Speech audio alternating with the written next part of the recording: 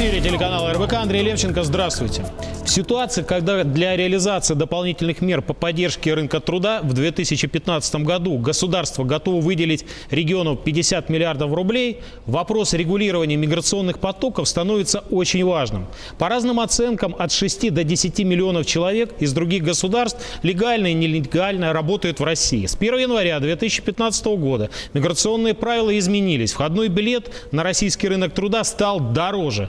Как изменятся миграционные трудовые потоки? Сколько теперь будет стоить труд иностранного гражданина? И стоит ли рассчитывать на рост заработных плат в некоторых сегментах российской экономики, где как раз появятся эти свободные места? Наверняка мы услышим ответы на эти вопросы, поскольку в гостях Вячеслав Поставнин, президент фонда «Миграция. 21 век», Карамат Шарипов, председатель общероссийского общественного движения «Таджикские трудовые мигранты».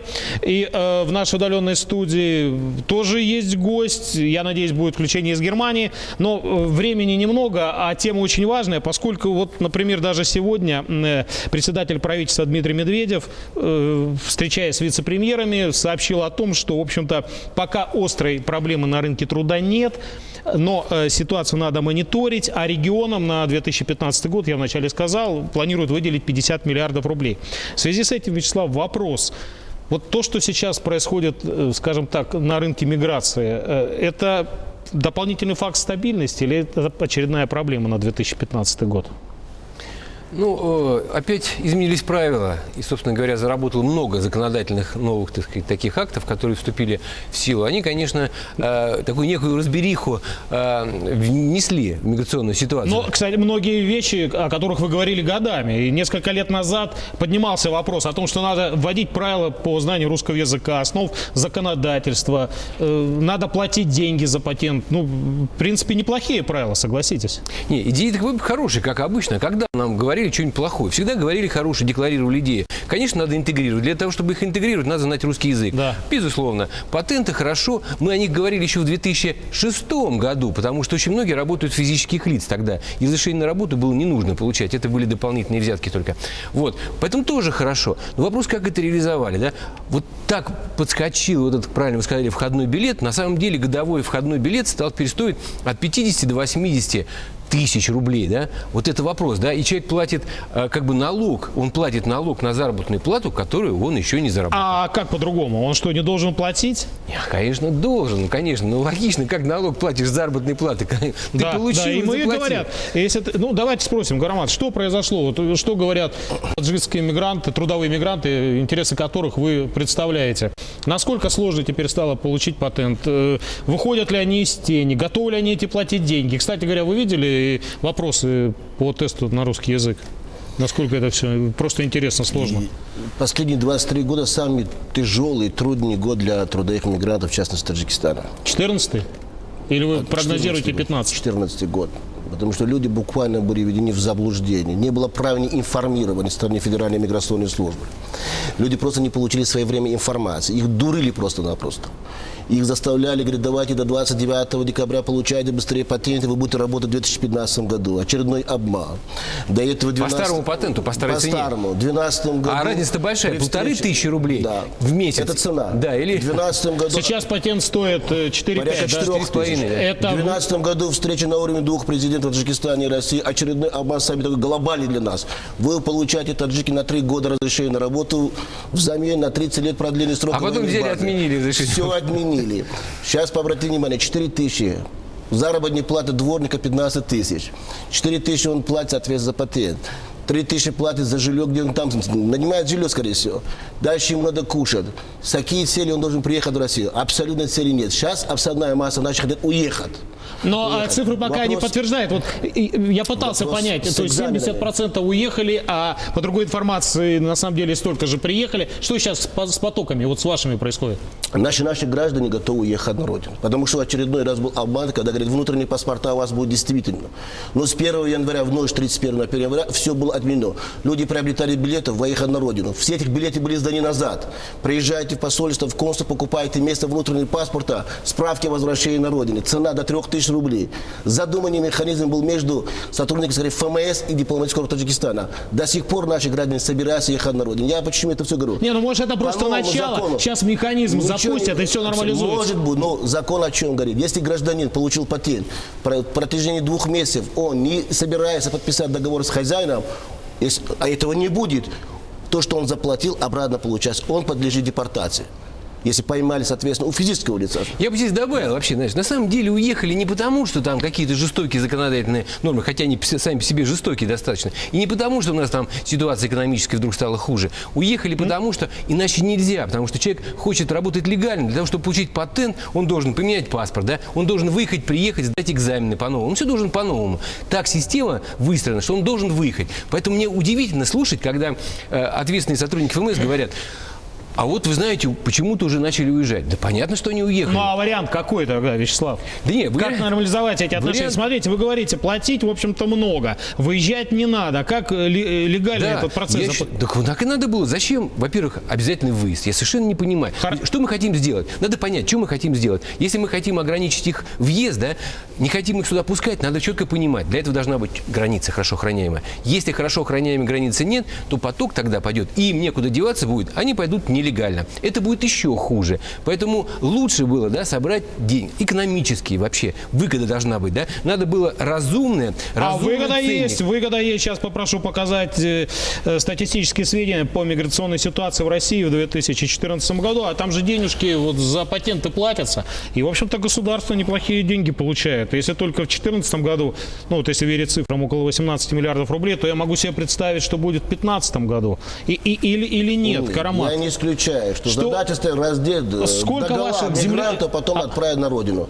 Сейчас стоит задача. Мы разденем его, заберем последние 4 тысячи, заберем за медицинский, забираем за этот похабный экзамен, который... А почему он похабный? Что он- Похабный в том, что сегодня российский гражданин даже не владеет и не знает истории России, даже Куликовской битвы, не знает истории той Ленина, который в мавзолее лежит. Другие есть пункты, он не должен об этом знать. Если он дворником работает, должен знать лопату, там, другую, пятую, шестую. А если он работает в тайге там и вообще не встречается с он российским? постоянно в этих подвалах живет. Договора не будем, сразу говорю. Не Слушайте, будем делать. ну он же Деньги человек. хочет забрать Москву. Карамат. Вот 12 миллиардов хочет Москву забрать денег. Это, вот, поймите, это безбожные люди. Сейчас, хорошо, я понял вашу точку зрения. В отеле «Арарат Парк Хаят» находится Мухаммад Амин Маджумдер, президент Федерации мигрантов России. Мухаммад, здравствуйте. Здравствуйте. Скажите просто для информации, а вы граждан какой страны представляете, являясь президентом Федерации мигрантов? Граждане Российской Федерации. Представляю интересы всех мигрантов, которые живут в всех? России. Ну, если всех, то это очень хорошо. А у вас такая же критическая позиция к этому процессу, который запущен, что и у Карамата, или у вас своя точка зрения? Но Карамат Шарипова только болит душа таджикских мигрантов. Меня душа болит и все мигранты, которые живут, и украинцы, и бенгалцы, африканцы, китайцы, таджики, узбеки и так далее.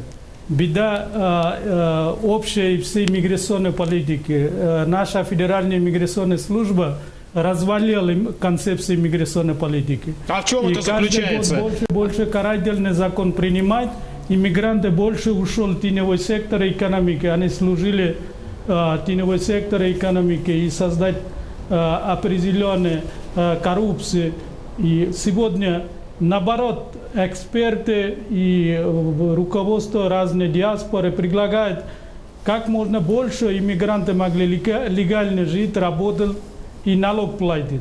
А вместо этого мы создаем карательный закон и пытаемся иммигранты больше и больше их вот создать проблему. Это не служит российской экономике, она и не благо не несет недели иммигранты. Мухаммад, когда это мы вот 18 Мухаммад. миллиардов рубля Да, мы, Мухаммад. слушаем. Да, это пока общие слова. Вот вы можете конкретно сказать, вот почему не работает механизм? Механизм разумный, много лет обсуждали его. Что у вас конкретно? Что мигранты не должны на русском языке говорить? Или они не должны налоги платить? Что вас не устраивает конкретно? Разумный механизм. Тогда был Россия больше 80% иммигрантов находятся нелегально.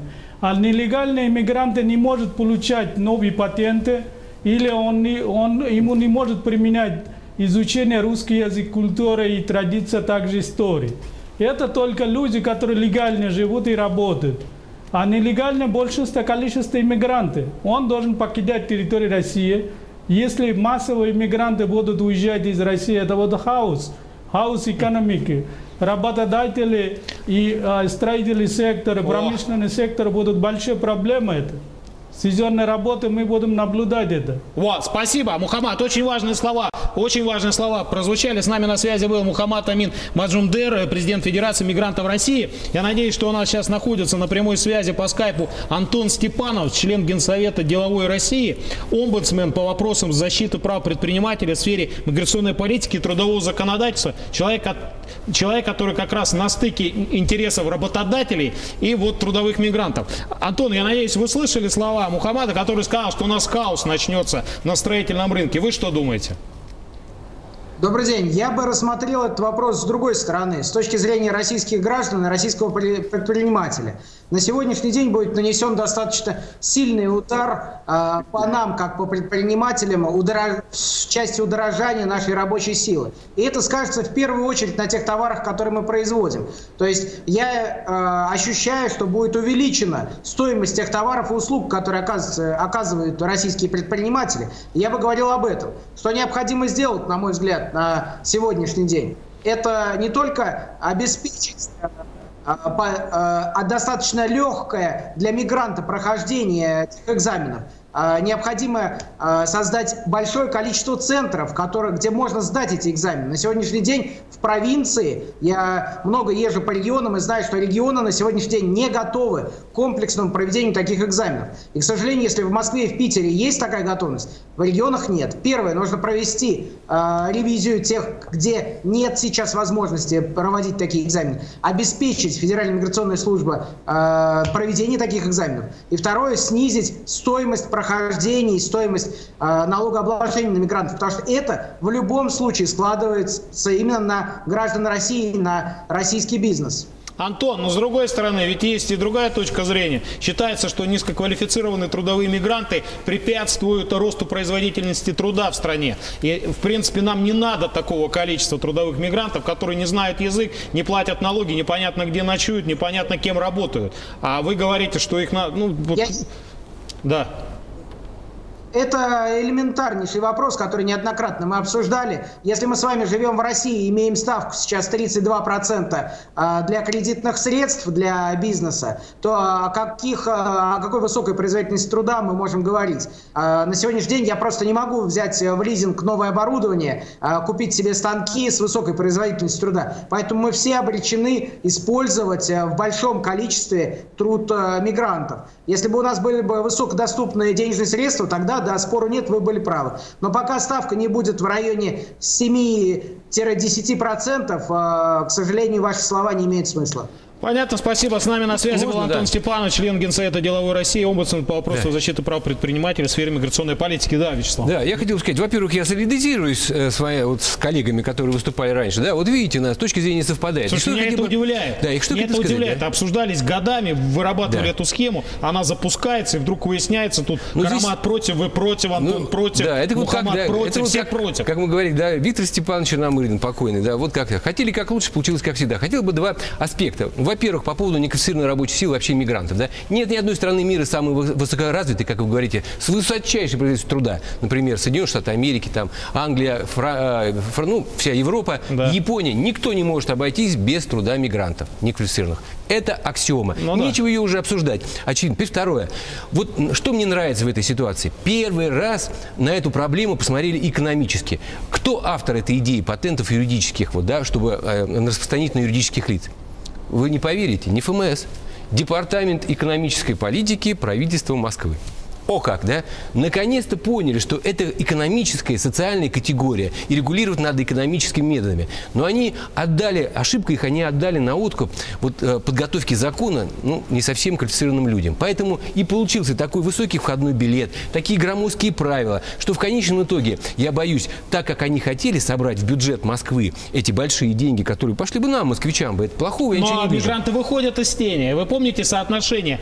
1 к 3 было, потом 1 к двум, Вот сейчас смотрите. практически один к одному, я имею в виду мигранты, которые легально работают, которые нелегально. Да, прям сейчас один к одному. 2,7, Да, да. Кто вам сказал? Слушайте, вот это я поражаюсь, да? Мы слышим официальных лиц 3 миллиона, да, у нас как бы вроде бы нелегалы. А с другой стороны, я слышу цифру. В России находится 17,5 миллионов мигрантов, да, персоналей. Из них 12,5 миллионов работает. 3 миллиона легально, и вопрос остальные. Почему 3-то? 9 получается? Или я считать не умею? Это вот, пожалуйста, посмотрите эти цифры официальные. 9 миллионов нелегальных мигрантов работает. Вот в чем Но вопрос. это не официальная цифра, скажем так. Да, не, еще не все, да? И вот смотрите, да, если бы эти деньги, если бы правильно дали бы на откуп этому экономическому подразделению, правильно сказал Антон Степанович, я с ним полностью согласен. Раздайте широкую сеть. Знаете, что интересно? Вот они ошибка первая. Мы будем бороться с посредниками. С посредниками. Так лучше посредников легализовать. Это же рабочие места для российских граждан. Знаете, сколько в ней задействовано в этой системе? Вы удивитесь. Несколько сот тысяч москвичей в ней работает. Давайте послушаем Вячеслава Юрина, обозревателя ДВ, он находится в Бонне, из Германии. Вот уж кто точно знает, как работать с трудовыми мигрантами. Вячеслав, добрый день. Да. Добрый день, Андрей. Ну вот вы можете открыть какой-то главный секрет, почему Германия настолько привлекательна для трудовых мигрантов и практически заманчивая страна? В чем там фишка? Но мне кажется, все-таки нельзя сравнить ситуацию в России и ситуацию в Германии, потому что Германия формально не считается иммиграционной страной, и, конечно, она борется прежде всего за квалифицированные кадры на глобальном рынке. Есть программа, например, Blue Card. Ее цель – привлечь зарубежных специалистов в сферах, где испытывается острая нехватка рабочей силы, в частности, речь идет о программистах.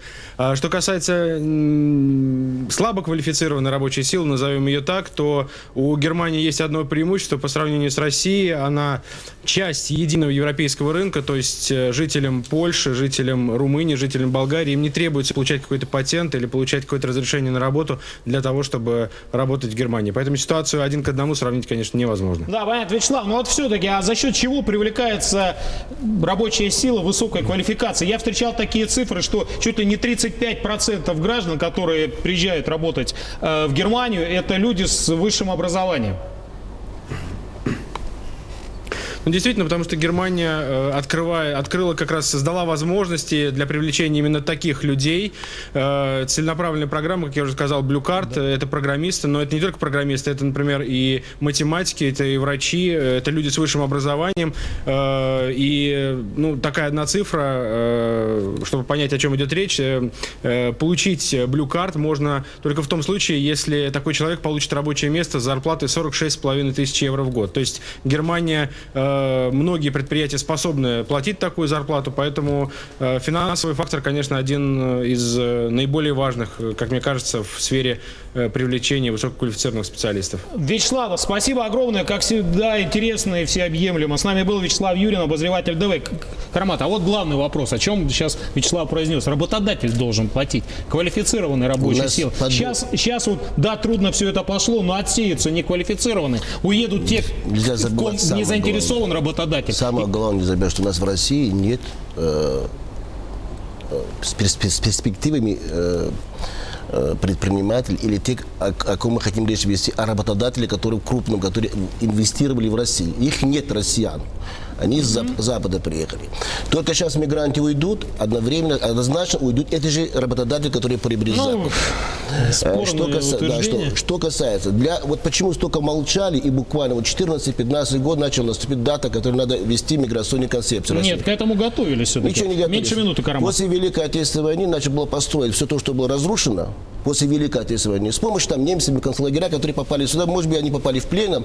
Сейчас надо было так, построить надо было Москву. Много сделано мигрантами. Давайте не забудем. То, что никто не забывает. Все говорят, давайте в правовое поле выведем и практически 50/50 они ушли без заработной платы. От 6 до 15% Они ушли без заработной ВВП. платы Это домой. вообще Поэтому надо создать при президенте российского государства в первую очередь. Это телевидение для мигрантов. И второе, создать уполномоченный по правам человека. Не, у нас есть права надо решать. Мигрант по правам мигрантов. решают вопрос А с было их такое правами. предложение? Если Было это такое права их предложение? людей. Их не собственные, называемые лидеры, президенты в тех странах, они давно забыли про собственных граждан. Вот в России пускай защищают интересов и правила или права таджиков в российском государстве. Мы этого хотим. Все ясно, Наши спасибо. миссионы бесполезны. Гостями были Вячеслав Поставнин и Карамат Шарипов. Желаем удачи, до свидания. Спасибо.